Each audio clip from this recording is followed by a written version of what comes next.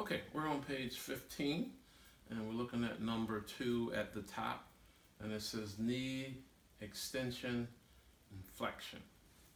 So if we're looking at knee flexion, the normal range listed there says 0 to 135. 0 to 135. So if we're looking at the knee, here would be considered 0.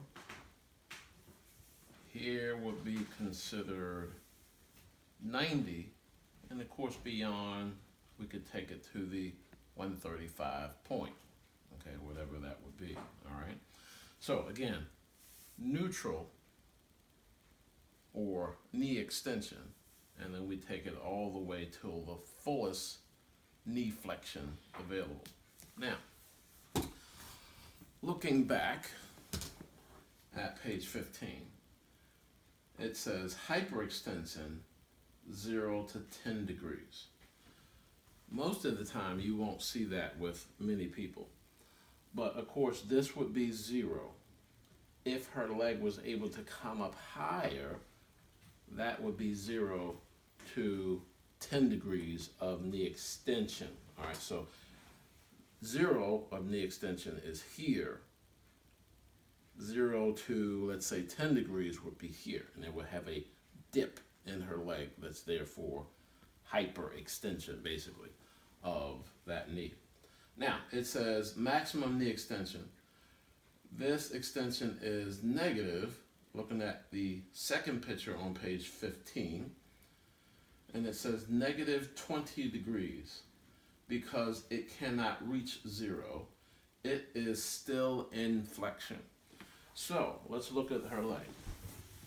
If her leg was able to reach full extension, this would be 0 degrees.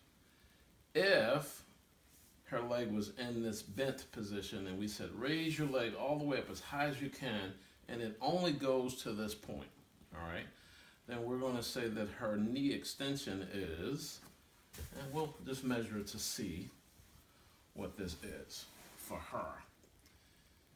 Oh, that's great. All right. So her knee extension is negative 20 degrees. Negative 20 degrees of knee extension because she cannot make it to the full position of 0. Now, why can she not make it to this full position? There'll be a couple of reasons, at least 2. All right. 1, the quadricep is not strong enough to pull the knee in full extension so that she can get to that point. Or 2, the quadricep is strong enough to pull her to that position, but the hamstring is so tight that it is preventing the leg from straightening all the way to that point. All right? We'll get to the whys of that later.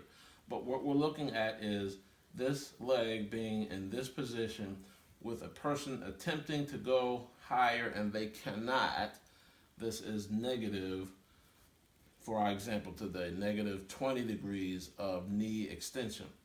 So if we, let's say, use some heat, use some massage, use some mobilization here of this muscle, maybe we'd also have to do the same thing for the hamstring as well, so that we can get this leg to a full extended position. If she was sitting at negative 20 degrees of knee extension, then what number would sound better for her as an improvement? Anything less than 20. All right, so if she went the next time we made the attempt and she went to 15 degrees, then we would say that her knee extension is negative 15 degrees of knee extension. An improvement takes the number lower, but the negative remains until we get to 0, and then we get to the positive range. Okay, so that is for knee flexion and extension. Now, it says because it cannot reach 0, it is still in flexion, 20 degrees. So it was in 20 degrees of knee flexion and negative 20 degrees of knee extension. Won't go any more. Actual flexion would be 20 degrees to whatever. So let's go back down for a second. If her leg was in this position, All right, and we'll say that this is the 20-degree mark. If we wanted to know what her flexion was, it would be 20 to whatever that number is. So flexion would be 20 to whatever. Extension would be negative 20 degrees.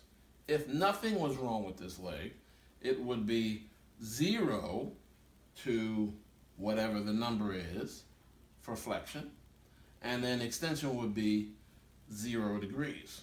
So we only read with a number beyond 0 and a number beyond 0 when we're reading flexion and that leg is not in full extension. If the leg is in full extension, we always note that 0 to whatever. If the leg is not in full extension, then we note whatever this number is to whatever that number is for flexion. And then when we talk about extension, because she's still sitting in flexion, we have to note that number as a negative extension number until we make it to 0. Okay. Now, let's look at number 3, hip extension, negative 5 degrees. Means the hip cannot go flat. All right, so you can lay down for me. Put your head up that way. All right, so we're just going to work with this one side here, and we're going to just use this as our sheet and bring this around to this point. All right. Now, if we're looking at her leg is in hip flexion. All right. This will be considered neutral of that hip. This is flexion. This is extension, and of course, if her leg went through the bed, that will be hyperextension. But this says here, hip extension, negative 5 degrees. So anytime we see the extension and negative 5 degrees, that means that hip, in this case, is sitting, and you can just bend your knee. The hip is sitting in flexion. And for whatever reason, maybe the rectus femoris is so tight that the leg won't go down any farther, all right? Now, this is not 5 degrees, it's probably much more, but I'm just trying to give you a point that the leg is not in full extension. It is sitting about right here. So whatever this is, that means it is in flexion, but the extension number would be negative. When would the extension number be positive? When this leg goes beyond the straight position, back behind her, if she was in the sideline position, okay? So, cannot straighten past the point of 5 degrees of flexion, or whatever this degree of flexion that it is, all right? Cannot straighten to 0, cannot go straight down, because this muscle here is tight, all right?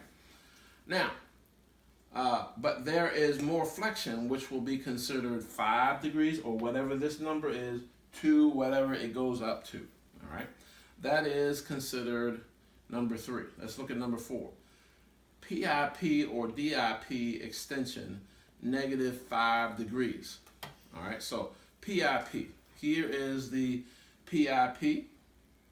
All right, I'm sorry, here is the PIP here, or proximal interphalangeal joint, and here is the DIP, distal interphalangeal joint. So if it says here, PIP or DIP extension and negative 15 degrees, then here is neutral, and we'll just work with the PIP. And here is about 15 degrees of flexion or negative 15 degrees of extension. Why is it noted as negative 15 degrees of extension? Because the person is making an attempt to straighten out that finger and they cannot straighten it out. So when they're straightening out that finger at the PIP joint and it cannot straighten any further, whatever that number is considered their negative number. What will be the flexion? Whatever this number is to whatever that number is. Okay, the beginning to the end. All right, so that would be PIP or DIP extension. All right. Now it says means finger joint won't straighten to 0. It is in 15 degrees of flexion, but if we're making reference to extension, since it's still sitting in flexion, it's considered a negative number. All right. Ankle dorsiflexion. Normal dorsiflexion, 0 to 20 degrees. Plantar flexion, 0 to 50 degrees. If ankle is in dorsiflexion and it says -5, if ankle is dorsiflexion -5 degrees, that means that the foot cannot go flat or to 0. So if dorsiflexion, and we'll just look at the ankle here. If dorsiflexion is sitting in this position, we know that this is neutral. All right, that's neutral, straight up and down, that's neutral. If we're sitting in plantar flexion, if we're sitting in, bring up just a little bit. If we're sitting in plantar flexion, all right, and we're trying to bring that foot back, and the foot does not come back, and we're talking about dorsiflexion, then that means that we're sitting in a negative dorsiflexion. When do we sit in a positive dorsiflexion? Once we have made it past the 0 point. So from the 0 point or the 90-degree angle in this direction is considered dorsiflexion. From the 0 point or 90-degree angle in this direction is considered plantar flexion. However, if we're trying to do dorsiflexion and your patient is in this position, does it mean that they have a contracture or weakness? We don't know until we ask or try to get that motion. So if she's trying to make that to at least the straight position and she cannot make it to the 90-degree or 0 point, then that means that she is sitting in dorsiflexion. She's sitting in plantar flexion. And if we need to reference what the dorsiflexion is, since she has not made it to the dorsiflexion side, then it is considered a negative number. So let's say that she was sitting at, and we'll just make this up, let's say that she was sitting at -20 degrees of dorsiflexion. What does that mean? She's sitting in 20 degrees of plantar flexion. How could we note that she would be improved? Because if the number became less than 20 degrees, we'll say 15 degrees, then that means that she has improved. If it went to 10 degrees, then that means that she has improved. Again, it would be, note if we're talking about dorsiflexion, it would be -20 degrees, -15 degrees, -10 degrees, -5 degrees, 0 degrees, and then if we're talking about dorsiflexion, then we could go 0 to whatever that number is. All right? That's what it is for dorsiflexion. All right? Okay, that was number 5 on page 15. And then let's look at letter C on page 15. Sometimes occurs in joints normally larger range of motion. -50 degrees of wrist extension. So let's look at the wrist. Here is wrist neutral flexion and extension. This is considered extension. This is considered flexion. If it says -50 degrees of wrist extension, then what does that mean? That means that the patient is sitting in flexion. All right, because if we're talking about extension and the patient has not made it in the extension range, then it is a negative number if I'm talking about extension.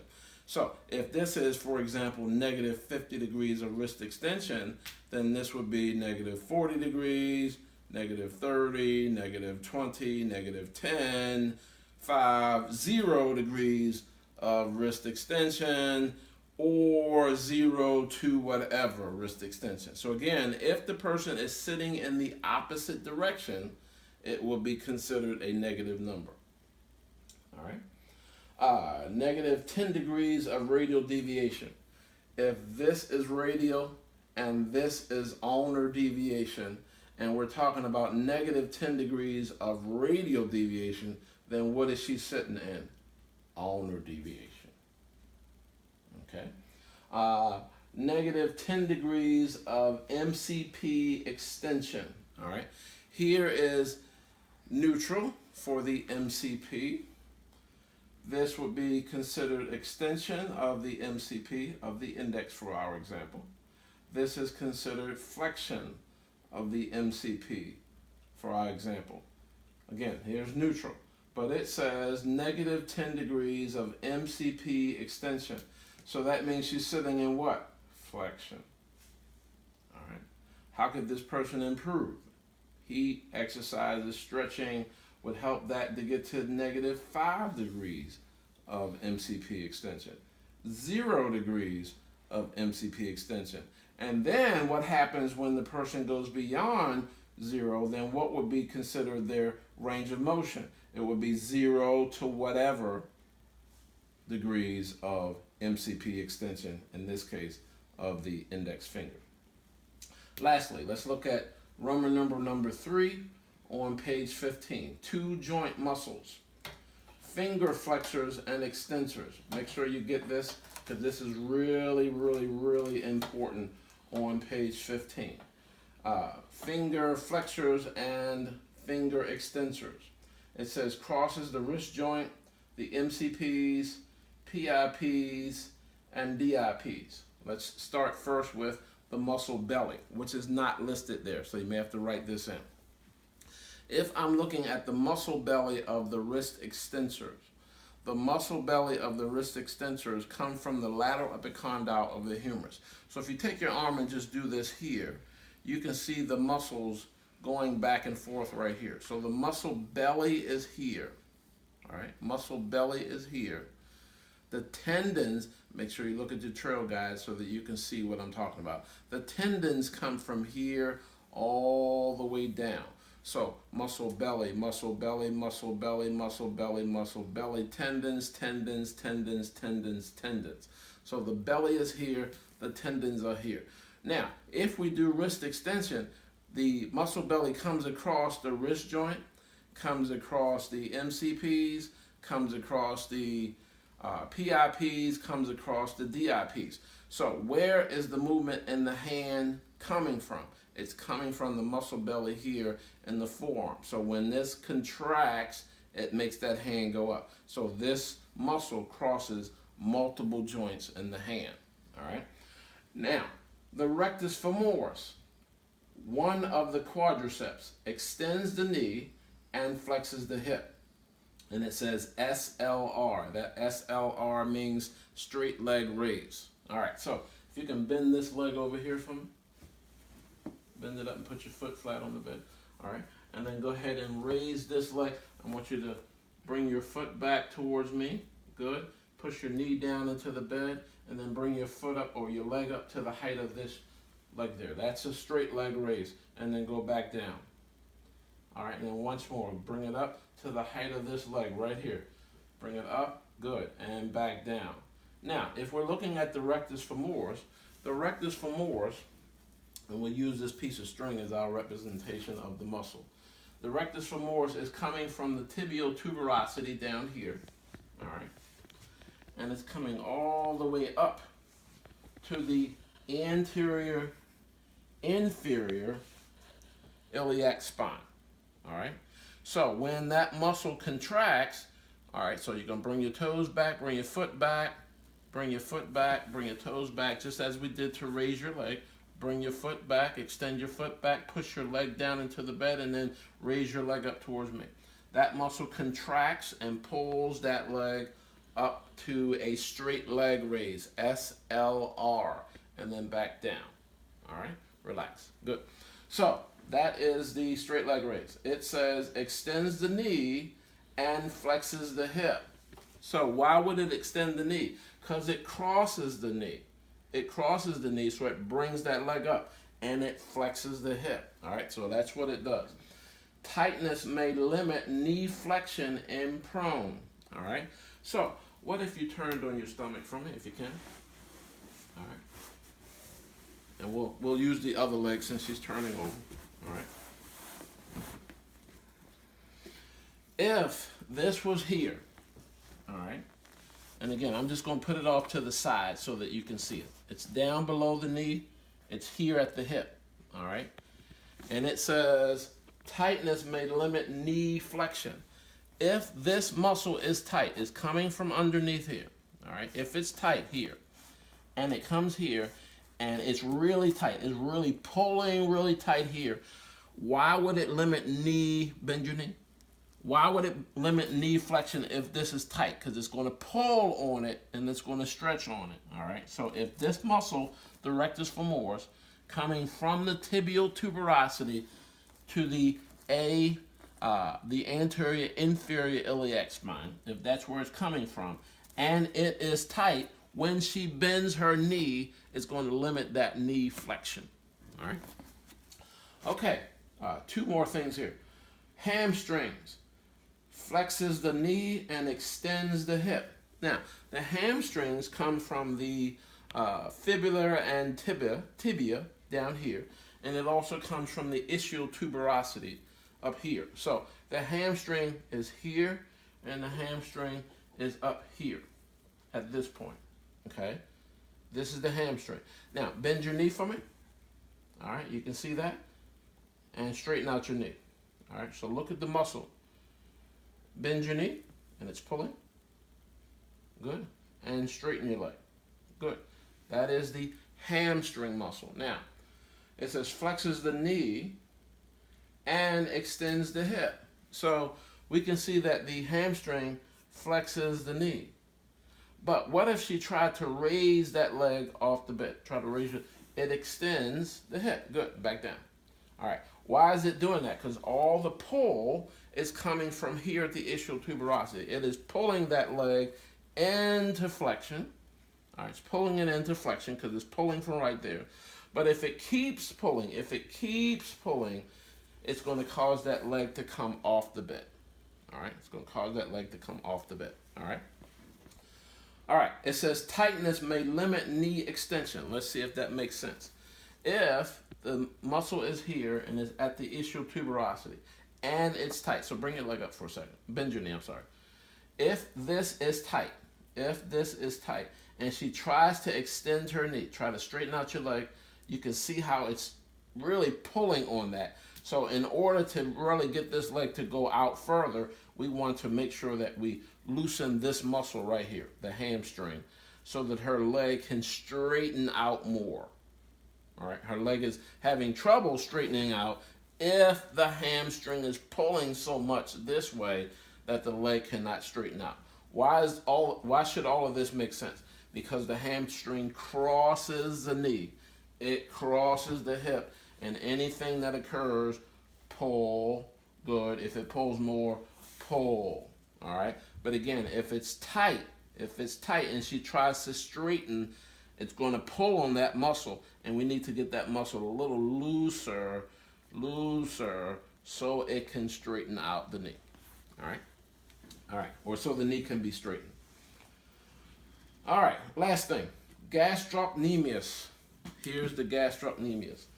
Plantar flexes the ankle and flexes the knee. Tightness may limit dorsiflexion of the ankle. Now, gastroc comes from above the knee, right here at the condyles, all right, right above the knee, and it also goes to the calcaneus, all right. Now, if it's above the knee to the calcaneus, if it pulls on the calcaneus, it's going to pull that foot into plantar flexion, all right. So it's going to pull, it's going to pull that foot into plantar flexion. But if it's again above the knee, not only will it pull the foot into plantar flexion, because it's above the knee, it's going to also flex the knee. All right, because of its location. Now, again, if it's sitting at the calcaneus and above the knee, if this is tight, then what muscle or what direction would be limited? The other direction of, take it down, dorsiflexion. Dorsiflexion would be limited because it would pull that way. If this muscle was tight and she tried to dorsiflex, then that would be a problem for dorsiflexion. So if we loosen this muscle, then she would be able to get more dorsiflexion because of the tightness that would not exist here at the gastrocnemius. That is page 15. Now, thinking about the quiz. If we think about the quiz that's coming up, the quiz that's coming up is on page 12. It's on page 13. That's Goniometry 1. It's on page 14. It's on page 15. And if you look at page 16, it says 12 through 15, as well as any class notes or associated things that we've given you.